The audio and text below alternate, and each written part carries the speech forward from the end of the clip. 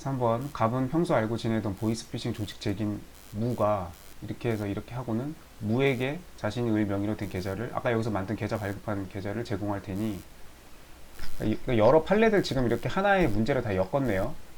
스토리를 만들어 가지고 이렇게 이어서 제공할 테니 자 그러면은 일단 갑하고 보이스피싱범 무는 공범이죠 공범. 네. 사칭을 이렇게 알고서는 이렇게 해서 제공할 테니 편취한 돈을 반반씩 나눠 갖자. 모의했어요, 모의. 공범이에요. 무는 C에게 금융감독원 직원 사칭했대요. 그래서 C로 하여금 그 계좌로 1억 원을 입금하게 했대요. 갑은 위 계좌에서 1억 원이 입금되자 무에게 아무 말 하지 않고 돈 전액을 인출하여 갔다. 아까 3번이 이게 무 C에 대해서 횡령죄가 성립하느냐. C는 보이스피싱범의 피해자고 무는 보이스피싱의 공범이죠. 네, 둘 다 횡령죄 성립 안 하죠. 공범이기 때문에 C에 대한 보이스피싱 사기가 성립하는 거고 그 이후에 돈이 입금돼서 그거를 갑이 인출을 했든 뭐 무가 인출을 했든 뭐 둘 다 뭐 보이스피싱 공범이기 때문에 둘은 다 피해자에 대해서 사기죄가 되는 거고 그리고 나서 금액을 인출하는 거는 그 이후에 이제 처벌이 필요하지 않은 행위이기 때문에 횡령죄가 별도로 성립하진 않죠. 피해자에 대해서. 그리고 얘네 둘 사이는 같은 공범끼리 누가 돈을 인출을 하든 그 형법상 보호 가치가 없기 때문에 횡령죄가 성립 안 하죠. 둘 다 횡령죄 성립 안 한다가 답이에요. 여기서 비은행 정에 대해 문제되는 죄책은 아까 그 업무방해 성립 안 한다. 그 다음에 처음에 그 의뢰 주민등록증 제시, 운전면허증 제시, 공문서 부정행사, 그 다음에 계좌개설 신청서 작성해가지고 은행 직원한테 줬죠. 예.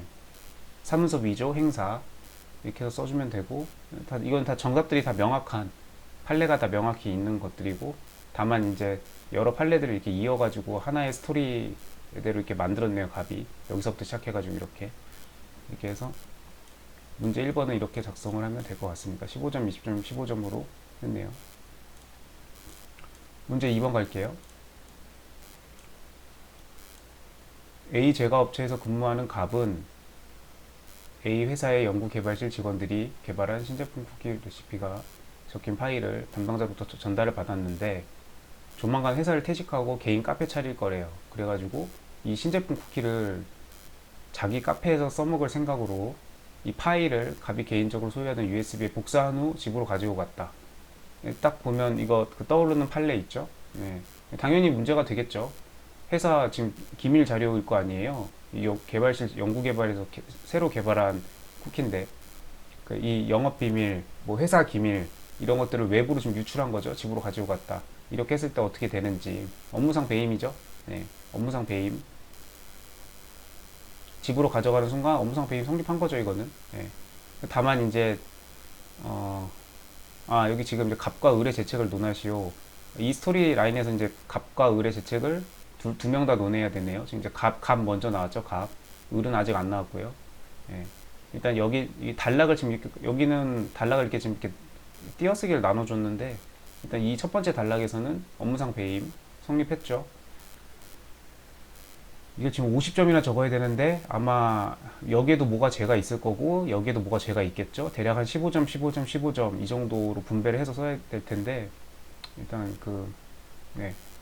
업무상 배임이었고요. 그 다음에 갑은 A 회사를 퇴직하고 근데 퇴직했어요. 그래서 USB에다 복사해서 이미 집으로 가져갔고 퇴직하고 카페 개업을 준비했는데 계획대로 되지 않던 중 A 회사의 경쟁업체인 그러니까 A 제과업체의 경쟁업체인 B 주식회사의 대표이사 을이 갑을 찾아와서 A 회사의 신제품 정보가 있으면 자신에게 알려달라고 부탁했다.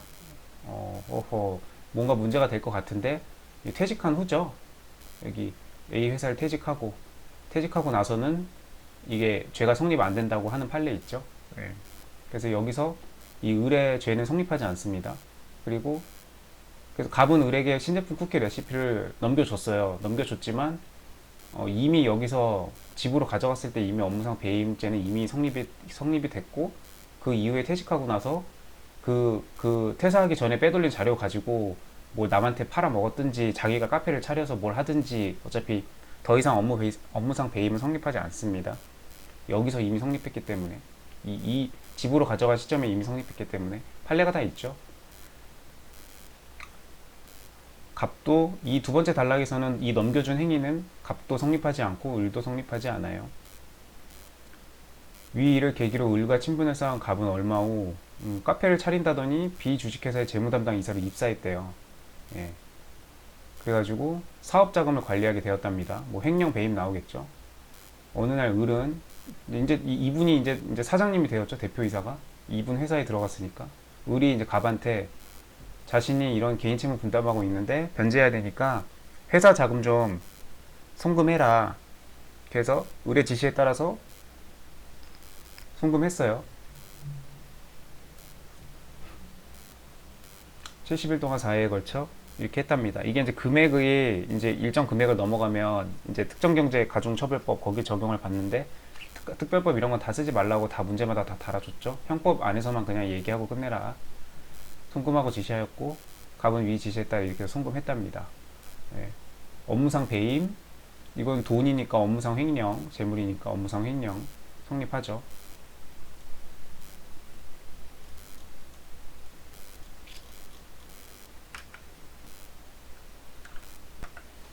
이제 개별 판례 내용 이제 하나씩 볼 텐데요. 그 전에 다시 한번 정리하고 간단히 하고 들어갈게요. 처음에 문제 1번 갑의 재책, 을의 지갑을 달라고 지시했던 거, 뭐 공갈이나 뭐 횡령 교사, 횡령의 공동 정범 이런 거에 대해서 자기 공부한 대로 생각을 쓰면 될 것 같습니다. 2번 은행과 은행 직원에서 어떤 죄가 성립하느냐. 처음에 을의 운전면허증 제시한 거, 이거 공문서 부정 행사. 그 다음에 을의 이름으로 신청서 작성했죠. 그리고 제출했죠. 사문서 위조 행사. 그 다음에 그래서 결국 이제 은행이 계좌 발급을 해줬어요. 그때 은행에 대해서 업무 방해죄가 성립하는지 이렇게 한 행위들로 인해서 이것들이 그거에 대한 거 이렇게 해서 20점 써주면 됩니다. 3번은 무와 C에 대해서 횡령죄 성립하는지, 보이스피싱의 공범 무, 보이스피싱의 피해자 C에 대해서 횡령죄 성립하는지, 둘 다 횡령죄 성립 안 한다. C에 대해서는 이미 사기죄가 둘 다 사기죄가 성립하기 때문에 횡령죄는 더 이상 성립하지 않고, 그 다음 무에 대해서는 같은 보이스피싱의 공범끼리 형법상 보호가치 있는 관계가 아니기 때문에 횡령죄 성립하지 않는다. 둘 다 성립하지 않는다. 그랬고요. 문제 2번 갑과 을의 재책. 처음에 첫 번째 단락에서 갑이 신제품 레시피 파일 복사해서 집으로 가져갔죠. 업무상 배임. 그 다음에 대표이사 경쟁업체 대표이사였던 을이 부탁했어요. 그래서 그 부탁에 따라서 넘겨줬어요. 근데 이 둘 다 죄 성립하지 않는다고 판례에서 그랬죠.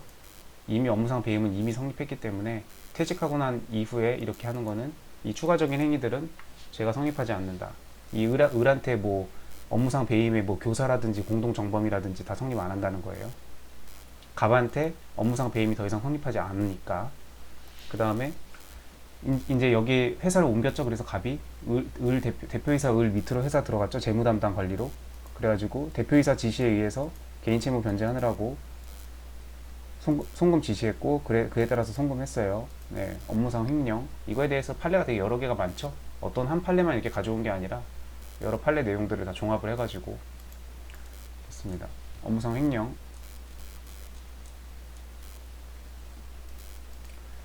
공갈죄가 성립하려면 폭행 또는 협박과 같은 처분 행위가 있어야 한다. 이렇게 되어 있고요. 그냥 판례 내용 가져와 봤어요. 공갈죄도 언급은 할 수 있는 제목이라서 뭐 최소한 사기는 아니니까.